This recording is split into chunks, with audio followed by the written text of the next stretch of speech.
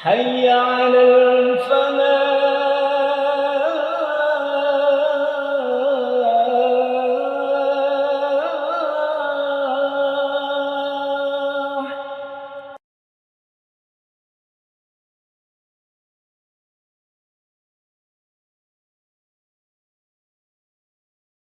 Bismillahirrahmanirrahim. Assalamualaikum warahmatullahi wabarakatuh.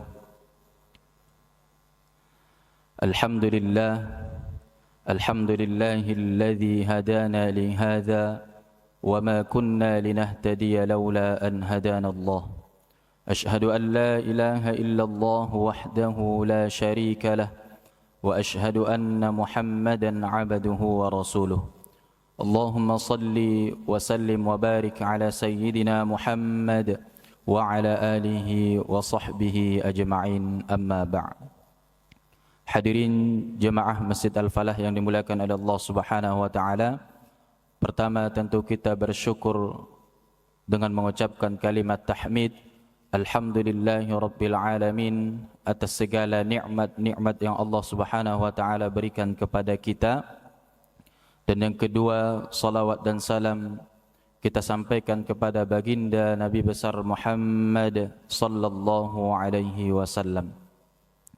Bapak Ibu jemaah Masjid Al-Falah yang dimuliakan oleh Allah Subhanahu wa taala, sembari kita menunggu berbuka puasa, mari kita lanjutkan mutalaah hadis, pembacaan hadis kita, dan insyaallah pada kesempatan kali ini kita memasuki hadis yang ke-8 di dalam kitab Al-Arba'in An-Nawawiyah. Ani bin Umar radhiyallahu anhuma, dari anak Umar radhiyallahu anhuma, mudah-mudahan Allah Subhanahu wa taala meridai keduanya, anna Rasulullah sallallahu alaihi wasallam, sesungguhnya Rasulullah sallallahu alaihi wasallam qala, bersabda, umirtu an uqatilan nas. Kata Rasulullah sallallahu alaihi wasallam, saya diperintahkan untuk memerangi manusia hatta yashhadu an la ilaha illallah wa anna Muhammadar Rasulullah, sampai kemudian seseorang ataupun manusia itu mengucapkan dua kalimat syahadat, yaitu asyhadu an la ilaha illallah wa anna Muhammadar Rasulullah, wa yuqimus shalah, dan sampai kemudian mereka melaksanakan salat, wa yu'tuz zakah, dan sampai kemudian mereka mengeluarkan zakat. Fa idza fa'alu dzalika 'asamu, maka apabila mereka melakukan hal itu, dima'uhum wa amwalahum illa bihaqqil Islam wa hisabuhum 'ala Allah ta'ala, maka mereka telah menjaga darah dan harta mereka dariku kecuali dengan hak Islam. Wa hisabuhum 'ala Allah ta'ala, sedangkan hisab mereka terserah kepada Allah Subhanahu wa taala. Bapak Ibu jemaah Masjid Al-Falah yang dimuliakan oleh Allah Subhanahu wa taala, di dalam hadis ini bahwa Rasulullah alaihi wasallam diperintahkan oleh Allah Subhanahu wa taala untuk berjihad, untuk memerangi manusia yang belum mengucapkan kalimat dua syahadat. Tentu di dalam hadis ini kita tidak boleh memaknai ataupun memahami hadis ini secara ekstrim, baik ekstrim ke kanan maupun ekstrim ke kiri. Karena apa? Di sini benar-benar Allah Subhanahu wa taala memerintahkan Rasulullah sallallahu alaihi wasallam, umirtu an uqatilan nas, yakni bahwa Rasulullah sallallahu alaihi wasallam diperintahkan oleh Allah Subhanahu wa taala untuk memerangi manusia. Tetapi kita tidak boleh memaknai hadis ini bahwa Rasulullah alaihi wasallam berperang dengan hawa nafsu Rasulullah SAW. Tidak. Akan tetapi Rasulullah SAW di dalam memerangi orang-orang kaum musyrikin pada saat itu tentu dengan tata cara yang baik, tentu dengan perjanjian yang dilakukan oleh Rasulullah SAW dengan kaum musyrikin pada saat itu. Hadirin Bapak Ibu yang dimuliakan oleh Allah Subhanahu wa taala. Kita tidak boleh memahami hadis ini secara ekstrim ke kanan sehingga kita menjadi terlalu kemudian melihat hadis ini secara kontekstual sehingga kita akan memerangi siapapun yang tidak mau menerima agama Islam. Atau bahkan kita ekstrim ke kiri. Artinya ekstrim ke kiri melihat konteks hadis ini seakan-akan bahwa agama Islam itu agama peperangan. Tidak seperti itu.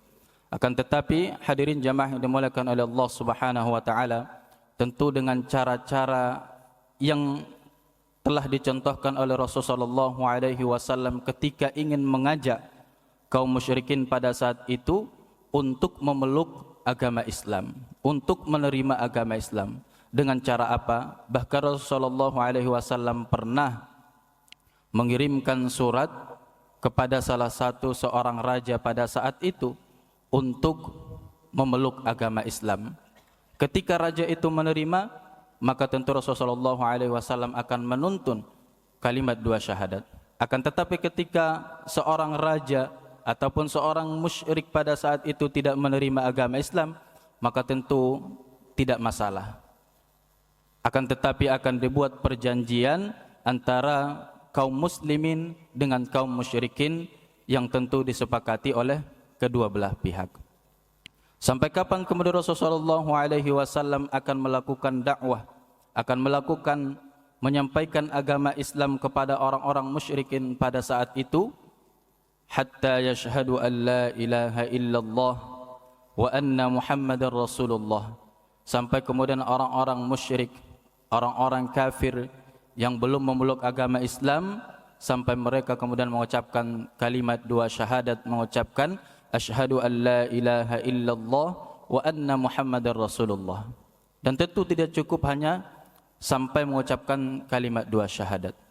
Wa yuqimus shalah, dan sampai kemudian mereka melaksanakan salat. Wa yu'tuz zakah, dan sampai kemudian mereka mengeluarkan zakat dari harta yang mereka miliki.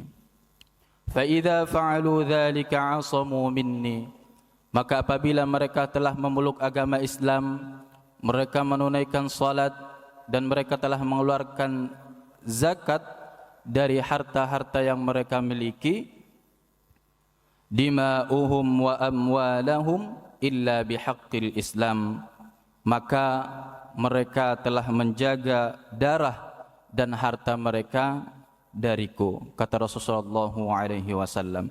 Wa hisabuhum 'ala Allah Ta'ala, sedangkan hisab mereka terserah kepada Allah Subhanahu wa taala.